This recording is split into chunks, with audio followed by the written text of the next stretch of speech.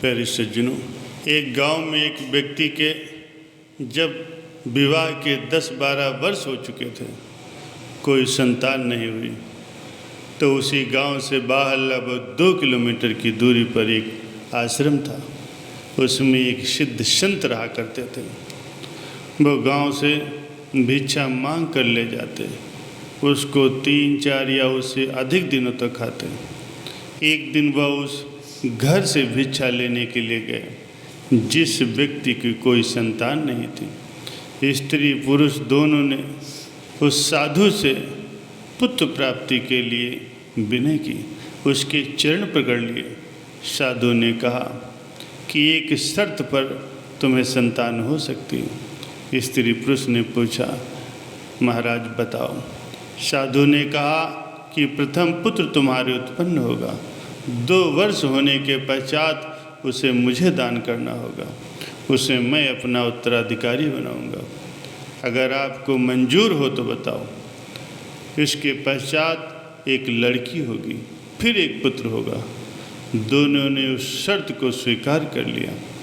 साधु के आशीर्वाद से उसे एक पुत्र उत्पन्न हुआ और 2 वर्ष का होने के पश्चात उस पुत्र को उस साधु को सौंप दिया। कुछ समय के पश्चात उसके घर में एक कन्या ने जन्म लिया। उसके बाद फिर एक पुत्र हुआ, जिस कारण से साधु की महिमा और भी अधिक बढ़ गई। उस आश्रम में युवा लड़कियों का प्रवेश निषेध था। जब वो लड़का 16 वर्ष का हुआ तो एक दिन गुरुजी को छाती में एक फोड़ा हो गया, जिस कारण से साधु को दर्द के कारण बहुत परेशानी हुई। वो व्याकुल रहने लगे। जड़ी बूटी बना करके उस फोड़े पर लगाई गई। 4-5 दिन में वो फोड़ा फूट कर ठीक हुआ। तब जा कर के वो साधु सामान्य हो पाया। लेकिन कुछ दिनों के पश्चात उसे फिर बुखार ने आ घेरा। वृद्धावस्था व बुखार के कारण उत्पन्न हुई कमजोरी की वजह से वो साधु चलने फिरने में असमर्थ हो गया। साधु ने उस शिष्य को कभी भी गांव में भिक्षा लेने के लिए नहीं भेजा था। ये विचार करके कहीं ये जवान लड़का गांव के लड़कों के साथ बैठकर बुरी संगत में पड़ कर के कोई गलती न कर दे, कहीं विवाह करने की प्रेरणा न हो जाए। परंतु उस दिन विवश होकर के साधु ने अपने शिष्य से कहा, बेटा जा गांव से भिक्षा मांग करके लाना और गांव में प्रथम गली में चौथे घर से जो भी मिले उसे लेकर के आ जाना, आगे मत जाना। लड़का गुरुजी के आदेश के अनुसार उसी घर के द्वार पर गया और बोला, अलख निरंजन। उस घर से एक 14 वर्षीय लड़की जो कि उसकी बहन थी भिक्षा देने के लिए द्वार पर आई। तो वो साधु लड़का उस लड़की को गौर से देख रहा था। लड़की ने देख लिया कि साधु की दृष्टि में दोष है। लड़की बोली, बाबा लो भिक्षा लो। साधु बोला, हे माई की बेटी, तेरी छाती पर 2 फोड़े हो गए, आप आश्रम में आ जाना, तेरे फोड़े गुरुजी ठीक कर देंगे। हे माई की बेटी, तुझको बहुत पीड़ा हो रही होगी। मेरे गुरुजी को तो एक ही फोड़े ने दुखी कर रखा था। ये बात उस लड़के साधु से सुनकर के लड़की का अंदाजा दृढ़ हो गया कि ये साधु नेक नहीं है। लड़की ऊंची ऊंची आवाज़ में बोलने लगी कि अपनी माँ बहन के फोड़े पहले ठीक कर, बदतमीज तुझे जूतों से मारूंगी। ये कह कर के उस लड़की ने अपने पैर की जूती निकाल ली और बोली, चला जा यहाँ से, फिर कभी मत आना। सुन कर के लड़की की माता भी द्वार पर आ गई और पूछा कि बेटी क्या बात है। लड़की ने उस साधु की करतूत माता को बताई। माता ने पूछा, बाबा जी कहाँ से आए हो? लड़के साधु ने बताया, इस आश्रम से आया हूँ। मेरे गुरु बीमार हो गए, चलने फिरने में असमर्थ हैं, इसीलिए पहली बार मुझे भिक्षा लाने के लिए भेजा है। मैं उनका शिष्य हूँ।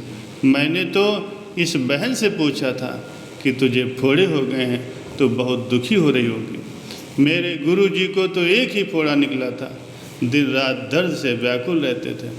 वो औषधि जानते हैं, आप गुरु जी के पास जा कर के अपने फोड़े ठीक करा लो। वो साधु लड़का उस स्त्री का बेटा था जो उसने साधु को दान कर रखा था। वो लड़की उस साधु की छोटी बहन थी। माता ने बताया कि ये तेरा भाई है जो हमने साधु को दान दे रखा है। ये दुनियावी खराब बातों से बचा हुआ है, इसको कुछ भी पता नहीं। जो दोष तुझे लगा वो इस तेरे भाई में नहीं है। ये तो पाक साफ आत्मा से बोल रहा था। तूने गांव के चंचल युवकों की शरारत के अनुसार विचार करके इसे धमकाया। उस माई ने बताया कि साधु जी, मेरी बेटी की छाती पर फोड़े नहीं, ये दूध है जैसे मेरी छाती पर है। हम इसका विवाह करेंगे, इसको संतान उत्पन्न होगी, तब इनसे बच्चे दूध पिया करेंगे।